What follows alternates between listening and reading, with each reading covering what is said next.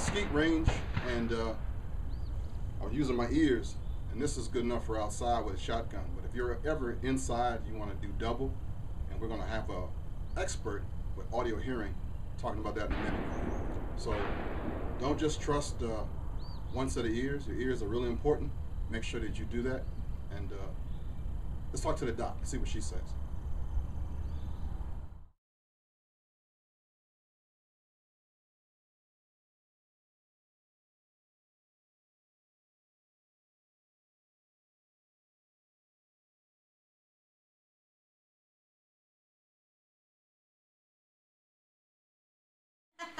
All right. Doc, welcome and thank you for doing this. Thank you. Thank you, Ken, for having us.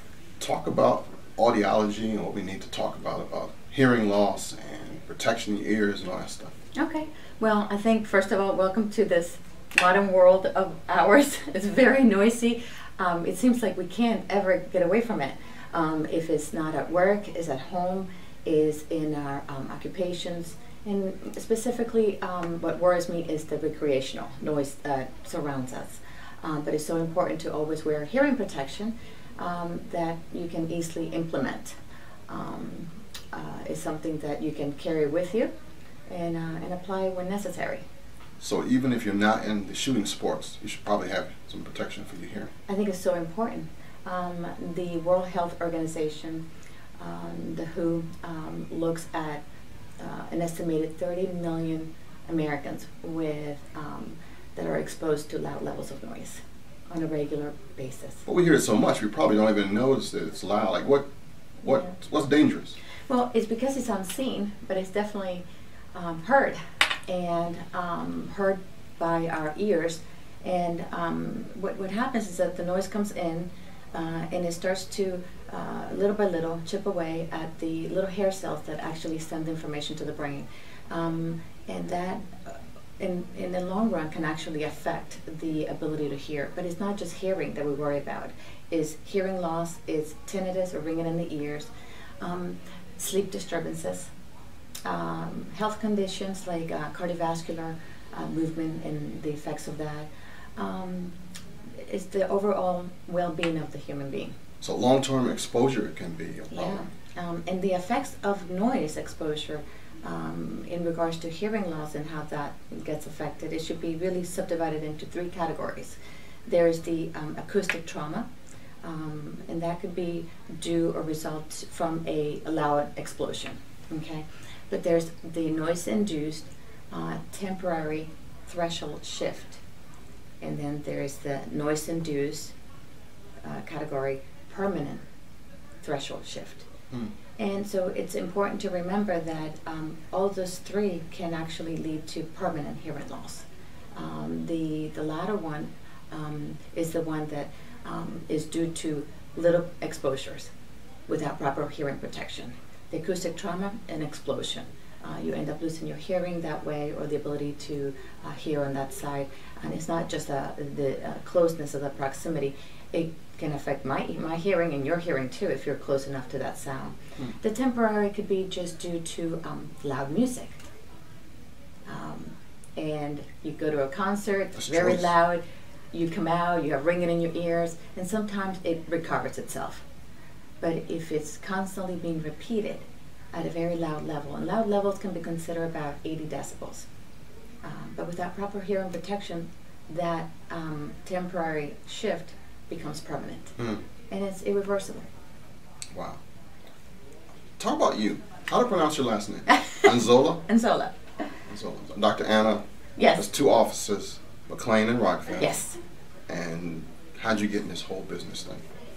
Well, that's very interesting and very passionate career for me.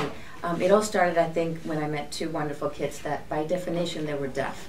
I know people use the word deaf, but either you might be hearing impaired, by definition, or deaf. And deaf is when it's so profound that it may not be able to give you, that hearing aids may not be able to give you the help that you may need in order for you to hear sounds at a more moderate level or normal level. Or you might be able to benefit from hearing aids.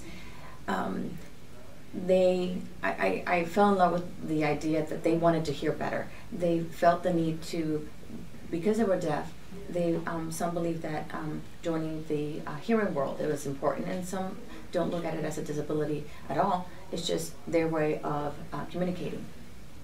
They wanted to join the hearing world. They wanted to wear those hearing aids that would help them hear better. They wanted to have that total communication and be involved in that type of environment. And somehow I just developed this love for trying to help them, and became an audiologist. Had to do it all in 2 years.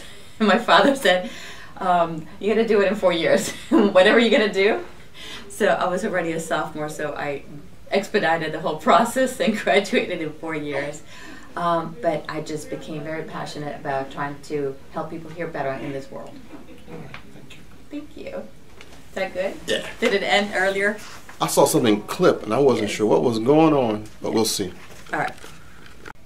So a person that's always in that environment, a competition shooter, hobbyist, Yeah. they're in the bang bang time all the time. Yes. So when should they come and check for their baseline, for they get their start?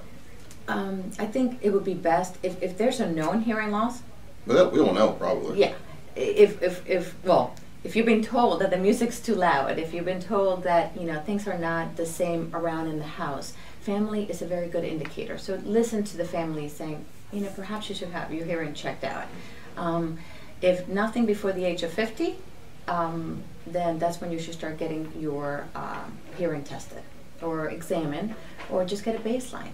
But if it's a known hearing loss or a family history, ear infections, all that can lead up to a possible problem, then you want to get it checked out as early as possible. Not necessarily if you're over the hill at 50. Exactly. It's not over the hill so much, but if it's before. Speaking as a 50-year-old guy, I was like, oh man. No, but we want to address it. If there's a known hearing problem, address it as soon as possible. If not, just get a baseline, even if it's before the age of 50. What's the best way to protect yourself?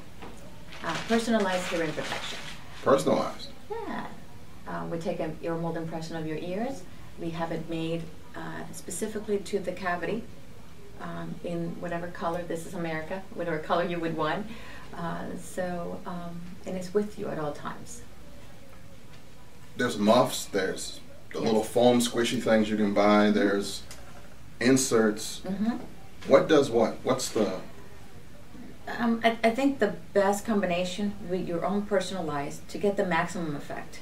The little squishy things don't give you the reduction in noise that it's really accommodating to accommodate this world.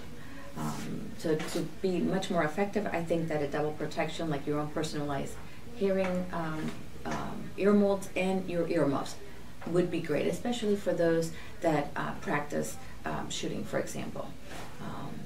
That would be a much better reduction of sound. Oh, cool. If somebody has questions and they want to come and visit you, yes, how do they? Well, they can easily call our number, 703-942-8110. They can visit our website, Ascent Audiology McLean.com or Ascent Audiology Rockville. We have 2 offices, .com. And get a free hearing test. It's available to anybody who's maybe interested. Anybody wants to come in and find out about their own hearing protection.